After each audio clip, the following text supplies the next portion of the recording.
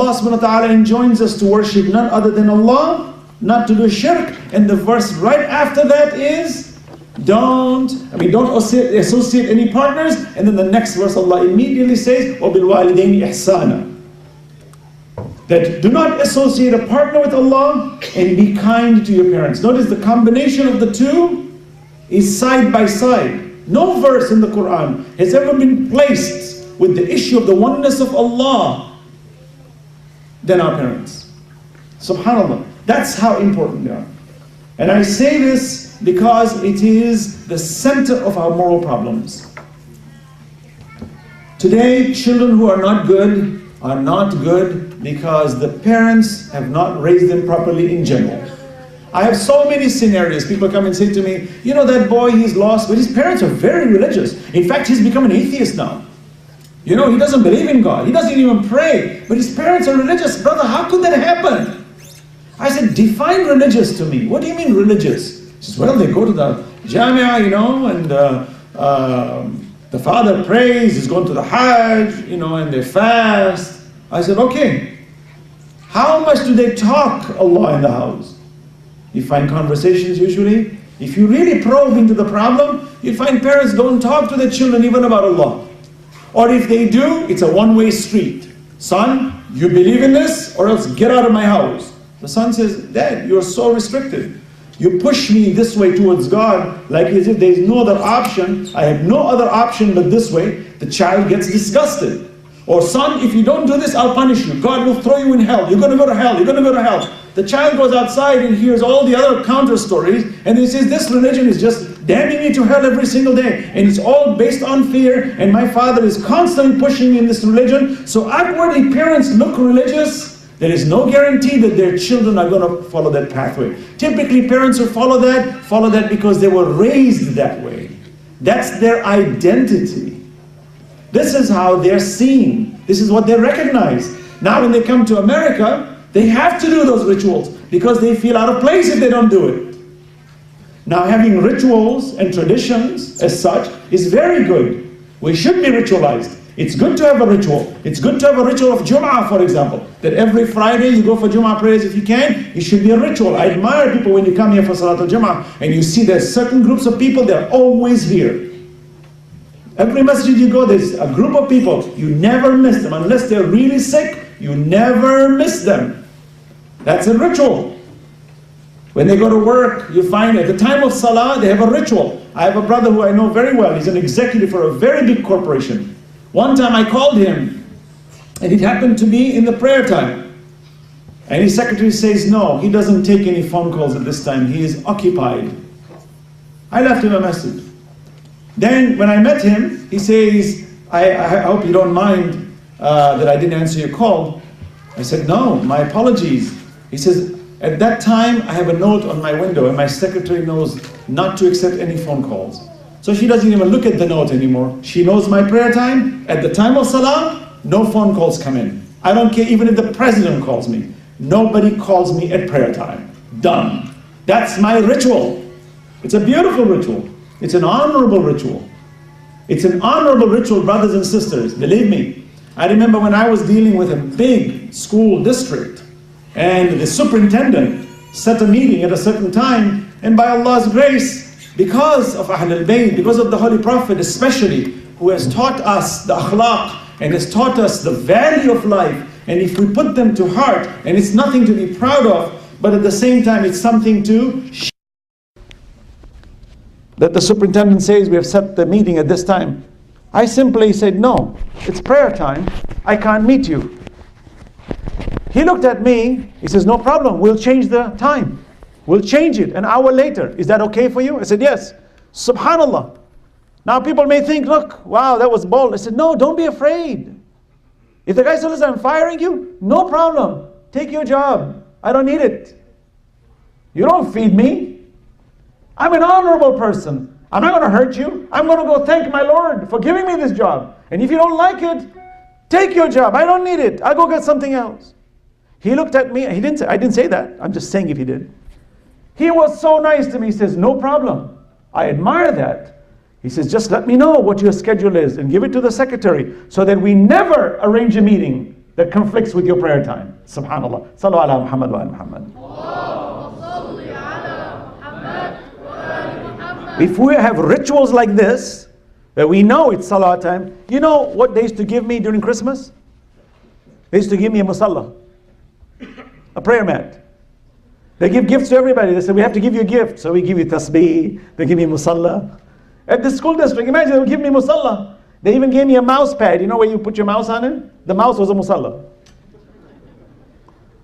Subhanallah. I mean, you might think that, I didn't ask them for this. They said, we went out thinking about a gift for you, but we knew you are very God conscious, so we felt, we know you like it when you go for this prayer. So we wanted to give you something you like. I said, subhanallah, it's a message I'm sending to them. I don't need to go and proselytize to them and make them feel like, oh, I'm such a special person that I'm praying. No, there's nothing special. I owe to Allah infinitely. I can never repay Allah. So what if I'm praying? I'm praying for myself. It's for my own good, not for anybody else. I'm the beneficiary. And they used to tell me, they said, we honor you so much that this superintendent gave me the master key to the entire district. He says, no one walks into my office, even my secretary is not allowed. Only you are allowed. Look at this. He knows I'm a Muslim. This school, predominantly Jewish school, very wealthy. Okay? Look, even among Jews, wealthy Jews, they have this misconception about Islam. We have to prove to them, who are we? So that we have to shatter this misconception that media creates against us. That my companion, the one who hired me, was a Jewish man, was my very good friend until today. He says, I trust you. I trust you a lot. I said, subhanallah, that to me is not me that's trust. It's Islam that's trust. And if a person who trusts me in the garb of Islam, because he knows I'm a Muslim, and he knows all my workers are Muslims, because I used to hire our Muslim brothers who used to work for us. And if he can trust me and give me this key, and says, I trust you in my house, I trust you in my office to handle all the sensitive matter, because you are managing the entire IT of the district, I trust you, that's monumental. Allah says, look, people say that these are your enemies, look how you've won them. These are the very people in power, look how they honor you. Because if you take a step towards me, I will respond to you greatly. Don't be afraid of the world. This is a ritual. Notice, it's a good ritual. So when we're ritualistic as such, and we create a positive essence in people, people respect us. Now tomorrow when they turn the media on, they say Muslim terrorists, Muslim this, Muslim that. These people say, no, can't be. I know my Muslim friends, they're too good, they're too respectable, too honorable, they can't be. It's not possible. This must be a same, what we call a fringe group. Just like we have in our communities fringe groups, this must be a fringe group. Notice how we fight them. We are fighting who? The evildoers who are manufacturing lies against us.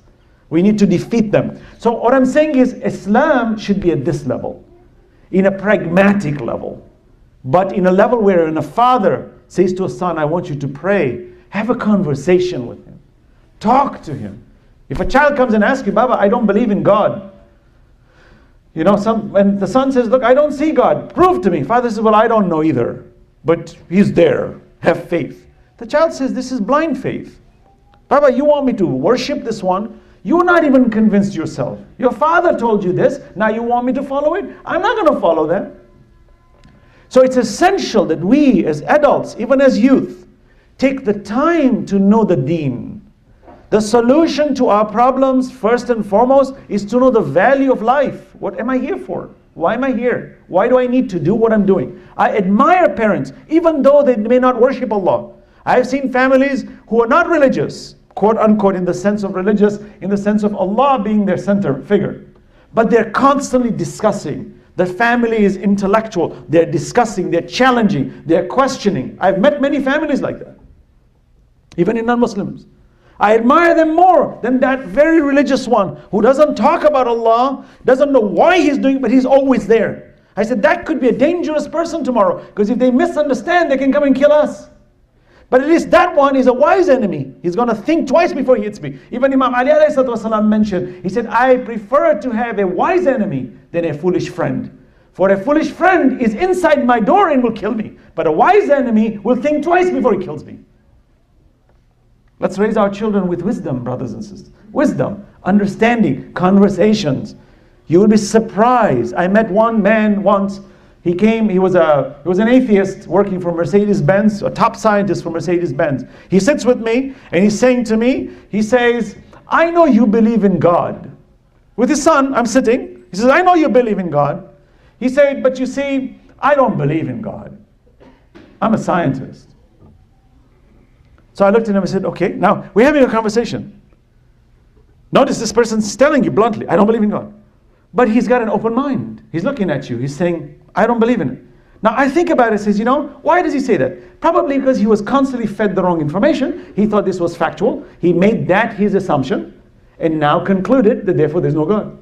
Or maybe he had such bad role models that he saw who pretended to be religious people of God, and they pretended to be close to God, and then they were contradictory to the morals of God, and therefore they realized that this is a confused state of mind, and therefore God doesn't exist. It's a possibility of anything. So I said, no problem, I'll try to prove it to you logically. He says, you can't. I said, why not? He says, because I don't take anything under assumptions. So he tried to trap me there for a moment. But I looked at him. I said, did you tell me you're a scientist? He said, yes. I said, the whole system of science is based on logic. What are you talking about? And no experiment takes place without an assumption. He looked at me for a moment. He got trapped. Now he's a scientist. He's a smart guy. But he got trapped in the weaving of words. And I simply asked him, hold on. What are you talking about? Assumptions. You have to have assumptions. Assumptions are what drives you. But what's key is to validate the assumption. It's not the logical process that counts. Every Tom, Dick, and Harry can process things logically. The problem is not in the logic. The problem is in what you feed in the logic. The false assumptions leads to false conclusions. But positive assumptions, validated assumptions, then you process it logically, you'll see the answer is instantaneously in front of you. He looked at me, he says, you have a point there. Now look, he did not fight with me. He did not say, no, you're wrong. He says, I see your point. I said, you have to take the assumption. I said, even you sitting on this chair right now, you are assuming it's not going to fall. There is no guarantee. I said, based on the laws of probability, you have seen this chair holding you all the time, so you've assumed it will continue to hold you. He looked at me and said, yes. I said, that's what life is about. It's about gauging the probability factors and understanding the rationality and the logical nature of things, but validating the assumptions. It's the key in the discussion is the assumption. When we validate this, we get closer to the reality. SubhanAllah, we had so many conversations after that. I recently was in Colorado after my presentation at the University of Colorado. A man raised his hand and says, I'm a mathematician. I'm doing my PhD in mathematical logic. And I want to have a discussion with you about God. I said, no problem. I got off. We sat down. There was a 2-hour discussion. This man is totally rational. His arguments, rational argument. He doesn't want any, what we call philosophical talk out there, faith-based stuff. He wants science. 2 hours. SubhanAllah, Allah is my witness. I'm on the pulpit of Ahl al-Bayt here. This man could not counter 1 point. He said, I acquiesce. I submit to what you say. I submit to what you say. The youth were sitting there, says, we can't believe systematically this man is submitting. I said, look at the power of rationality and logic Allah has left us with. That even these scientists, this man is a good man. He just said, I'm confused. I don't believe in the Christian God. I was a Christian. It didn't make sense to me. That's why I'm challenging you. I'm assuming that you believe in the same God. And therefore, I have questions for you. When he goes into the rationality, his iman starts getting clearer. And he says, I didn't think this way. I need to go and think about your God more. I need to understand this. I say to him at the end of the day, all mechanical principles in science, including mathematics, lacks any spirit. It's just a mechanical system. But you are a spiritual man. You are a man who has compassion. You are a man who is intelligent. You are a man who has love. You are a man who shows expressions that are not tangible. How did you come to those? Did your mathematics push you there, or is there something greater than that?